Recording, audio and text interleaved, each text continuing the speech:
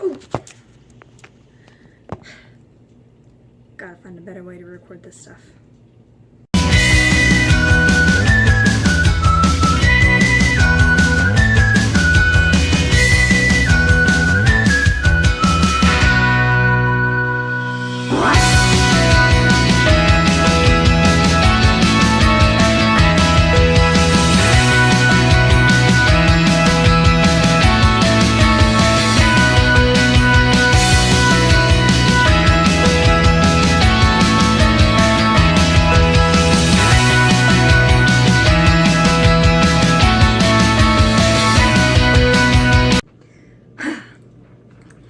So I'm obviously in a different place than I was just a few minutes ago, and my hair is down.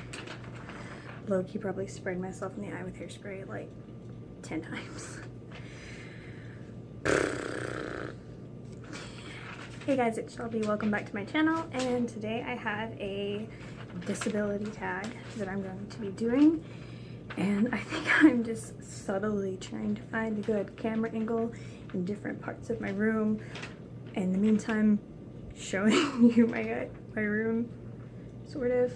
Anyway, but that's my wall in all its glory. But this video is, I have 5 questions that are disability related. Most things are disability related on my channel. Question 1. What is your disability and how does it impact you? So my disability is my bone disease, OI, which I've talked about numerous times on my channel. It's a bone disease. It makes your bones really, really fragile, and I'm sorry if you can hear this moving around, but basically it makes your bones really, really easy to break, causes really bad bone pain.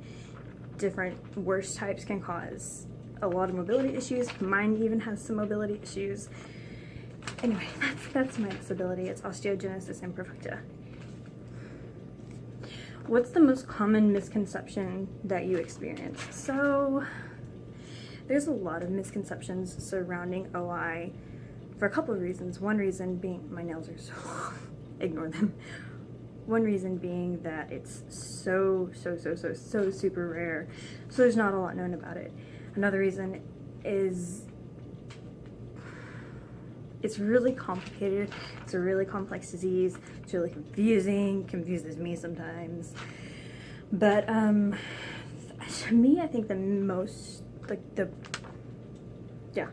common misconception that I have when I tell people, oh, I have this bone disease, is they think that it just affects my bones, which I understand. I mean, it's a bone disease, so I mean, if you don't know what it is, that's a logical conclusion to come to.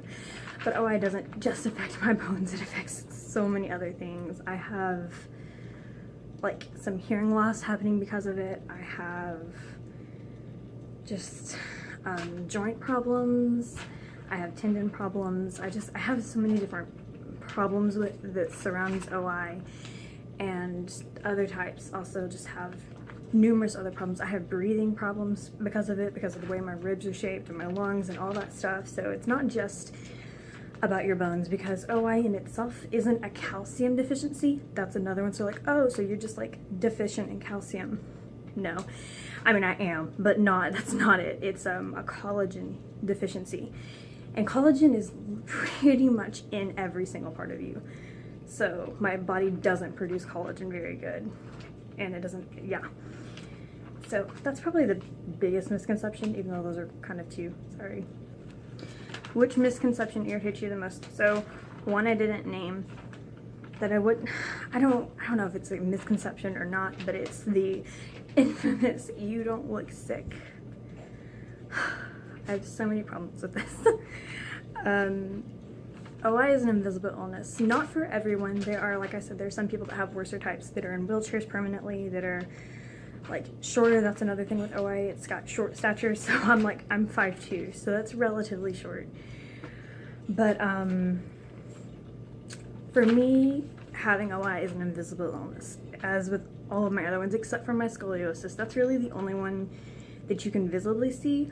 but I have to point it out, and then people are like, oh yeah, like my ribs are uneven, my shoulders are uneven. If you look at my back, you're like, oh, your back looks kind of twisted. Yeah, but to me, I can tell I have OI just by the way I look, by the way my eyes look, by just different things. But that's the one that irritates me the most, is you don't look sick. First of all, what does sick look like? What does disabled look like? Is it the fact that I have makeup on and the fact that I don't look sick? I don't know, like, and a lot of people are like, oh, that's a good thing. No, it's really not, because then you have to validate that you have a disability. And it's so frustrating. That's my biggest, like, one that irritates me the most, for sure. Do you do anything to combat these misconceptions?